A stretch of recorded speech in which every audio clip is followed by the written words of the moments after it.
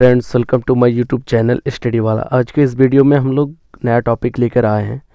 इस वीडियो में हम लोग पढ़ेंगे रिक्रूटमेंट की। रिक्रूटमेंट होता क्या है, रिक्रूटमेंट कैसे किया जाता है, एक ऑर्गेनाइजेशंस अपनी ऑर्गेनाइजेशंस में रिक्रूटमेंट कैसे डालता है। कॉन्सेप्ट ऑफ रिक्रूटमेंट कि पहला रिक्रूटमेंट होता क्या है, उसका क्या कॉन्सेप्ट है। Recruitment is the process of searching the candidates for employment and stimulating them to apply for jobs in the organizations। के रिक्रूटमेंट एक प्रोसेस है कैंडिडेट्स को सर्च करने का, आइडेंटिफाई करने का उसके एम्प्लॉयमेंट्स के लिए और उसे एलिजिबल बनाना, उसे एक स्टिमुलेटिंग करना कि कैसे उनकी जॉब्स के लिए ऑर्गेनाइजेशंस में अप्लाई कर सकता है। It is the process of bringing together, ये एक प्रोसेस है दोनों को साथ में लाने का, जो रिक्रूटमेंट डालता है उसको और जो जॉब्स के लिए अपने अप्लीकेशंस को अप्लीकांट जो सबमिट करता है उसको, दोनों को साथ में लाने का एक प्रोसेस है। Those who are offering jobs, वो जो जॉब्स ऑफर करता है, अपना रिक्रूटमेंट देता है। And those who are seeking jobs, और वह जो जॉब सर्च कर रहे हैं, जॉब पाना चाहते हैं। Recruitment is a positive process where a pool of prospective employees is created and management select the right person for the right job from this pool. के रिक्रूटमेंट एक पॉजिटिव प्रोसेस है जहाँ पे बहुत सारे प्रोस्पेक्टिव एम्प्लॉयज़ जो हैं अपना एम्प्लॉयमेंट के लिए अपना अप्लीकेशंस देते हैं और उससे मैनेजमेंट क्या करता है, उस प्रोस्पेक्ट एम्प्लॉयज़ में से अपना जो राइट एम्प्लॉय है, सही एम्प्लॉय हैं, उसको सेलेक्ट करता है और अपनी जॉब्स के लिए उससे सेलेक्ट करता है, अपनी रिक्रूटमेंट के लिए उसे सेलेक्ट करता है, अपने पोजीशंस के लिए सिलेक्ट करता है। अब इसका रिक्रूटमेंट करने का क्या क्या सोर्सेज हैं, तो बेसिकली रिक्रूटमेंट का दो सोर्सेज हैं, एक है इंटरनल सोर्स और दूसरा है एक्सटर्नल सोर्स।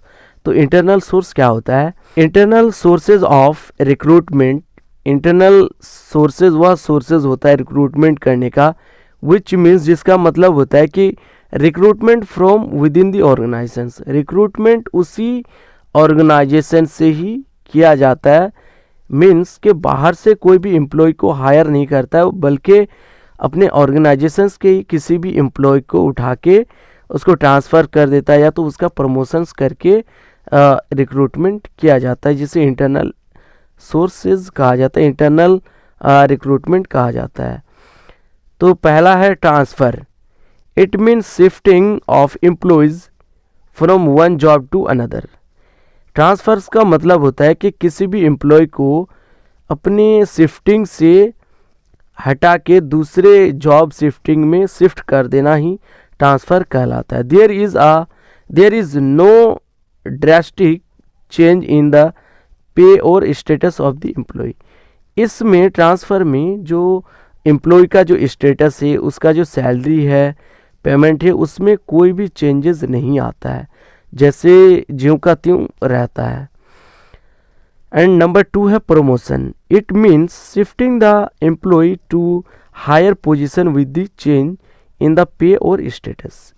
प्रमोशंस में क्या होता है कि जो एम्प्लॉय है उसका शिफ्टिंग जो है वो हायर पोजीशंस में हो जाता है और उसका जो सैलरी है, जो पेमेंट है उनका, वो भी चेंजेस हो जाता है और उसका स्टेटस भी चेंज हो जाता है। और जबकि ट्रांसफ़र में ऐसा कुछ नहीं होता, प्रमोशंस में ऐसा होता है। नंबर 3 है internal advertisement. It means appointing the employees from with in the organisations through advertisement. इसमें क्या होता है कि इंटरनल एडवर्टाइजमेंट जो होता है, इसका मतलब है कि अपना जो इंटरनली जो एम्प्लॉयज़ हैं ऑर्गेनाइजेशंस का, उसी को एडवर्टाइजिंग के द्वारा अपॉइंटमेंट कर लिया जाता है, जिसे इंटरनल एडवर्टाइजमेंट कहा जाता है। Lead services, it means employing the person for newly started plant in the organisations. इसका मतलब है कि ऑर्गेनाइजेशंस में जब कोई भी नया प्लांट शुरू किया जाता है, कोई नया डिपार्टमेंट शुरू किया जाता है, तो अपने ही इंटरनल स्टाफ्स को, एम्प्लॉय को उठा के उस न्यू स्टार्टेड प्लांट में लगा दिया जाता है। उसी को लेंट सर्विसेज कहा जाता है। अब एक्सटर्नल में क्या क्या आता है कि एक्सटर्नल सर्विसेज सोर्सेज क्या क्या होता है। में इसका मतलब है कि जो आउट ऑफ ऑर्गेनाइजेशन से बाहर से जो भी एम्प्लॉयज़ को हायर किया जाता है वो एक्सटर्नल सोर्सेज कहलाता है। External sources of recruitment means recruitment from outside the organisations. वही के एक्सटर्नल रिक्रूटमेंट सोर्सेज उसे कहा जाता है जो ऑर्गेनाइजेशंस के बाहर से रिक्रूटमेंट किया जाता है, हायर किया जाता है। नंबर 1 है advertisement. It is a way to attract number of employees by giving advertisement in the newspaper. Newspaper के द्वारा या अलग अलग मीडिया के द्वारा आप एडवर्टाइज करके जो आउटसाइड से, जो ऑर्गेनाइजेशंस का आउटसाइड से आप एम्प्लॉय को हायर करते हैं, उसी को एक्सटर्नल सोर्सेज कहा जाता है। वो एडवर्टाइजमेंट के द्वारा भी किया जाता है। और दूसरा एक एम्प्लॉयमेंट एक्सचेंज करके भी होता है कि कोई भी एक ऑर्गेनाइजेशन दूसरे ऑर्गेनाइजेशन से अपना कैंडिडेट्स को भी चेंज कर लेते हैं। It is a good source of recruitment. यह एक अच्छा सोर्स है रिक्रूटमेंट करने का। Where the candidates are called with the help of employment exchange. Candidates जो है अपनी एम्प्लॉयमेंट जो है अपना एक दूसरे के हेल्प से अपने आप को एक्सचेंज कर लेता है, एम्प्लॉयमेंट एक्सचेंज कर लेता है। सपोज करें कि इसका मतलब ये भी होता है कि सपोज करें आप अगर एक एग्जांपल के तौर पर आप अगर कोई भी कंपनी में अगर आप सेल्स एंड मार्केटिंग में हैं, तो सपोज करें आप अगर अपना एम्प्लॉयमेंट को एक्सचेंज करना चाहते हैं तो आप ऑपरेशंस में भी जा सकते हैं।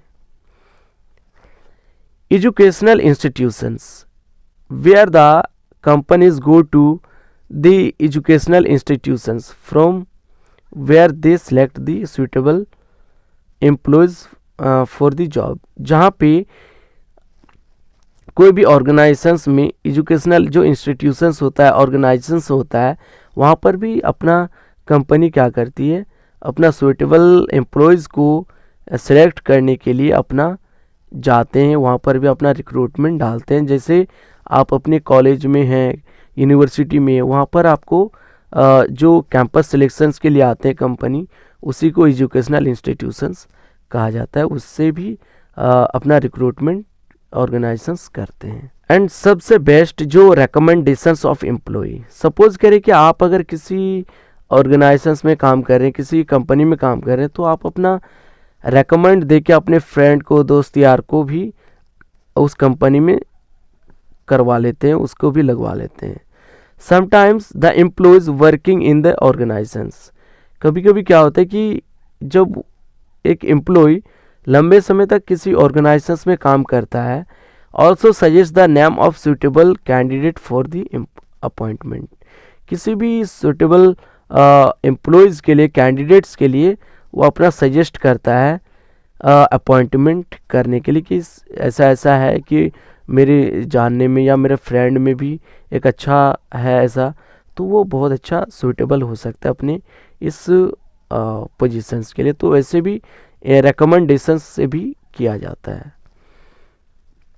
Process of recruitment. क्या वो रिक्रूटमेंट करने का प्रोसेस क्या होता है? पहला, firstly it identify the different sources of employee supply. पहला तो अलग अलग जो सोर्सेज हैं एम्प्लॉय को रिक्रूटमेंट करने का, उससे आइडेंटिफाई किया जाता है। टू चेक देयर वैलिडिटी, और उसकी वैलिडिटी क्या है उस चीज़ को चेक किया जाता है। Selecting the most suitable source, और मोस्ट सूटेबल सोर्स क्या होगा उसको सिलेक्ट किया जाता है कि हमें या तो एक्सटर्नली करना है या इंटरनली करना है। अगर इंटरनली करना है तो कौन कौन से करने, ट्रांसफ़र करने या प्रमोशंस करने हैं, या अगर एक्सटर्नली करना है तो रिकमेंडेशंस ऑफ एम्प्लॉय से करने हैं या फिर एजुकेशनल इंस्टीट्यूशन से करने हैं। ये सारी चीज़ें सूटेबल जो सोर्स होगा वो सेलेक्ट किया जाता है। Inviting the applications from the prospective candidate for the vacancy, और जो अप्लीकांट्स हैं उनको प्रोस्पेक्टिव कैंडिडेट जो हैं उनको वैकेंसी के लिए इनवाइट किया जाता है। तो ये था हमारा आज का टॉपिक रिक्रूटमेंट। इसका हमने मीनिंग डेफिनेशंस देख लिया, फिर उसका हमने टाइप्स देख लिया, और क्या सोर्सेज हैं वो सोर्सेज देख लिया, फिर प्रोसेस देख लिए। तो आई होप कि आपको वीडियो अच्छा लगा होगा। अगर अच्छा लगा हो तो वीडियो को आप ज़्यादा से ज़्यादा लाइक करें, शेयर करें और चैनल को प्लीज़ सब्सक्राइब करें। Thank you so much.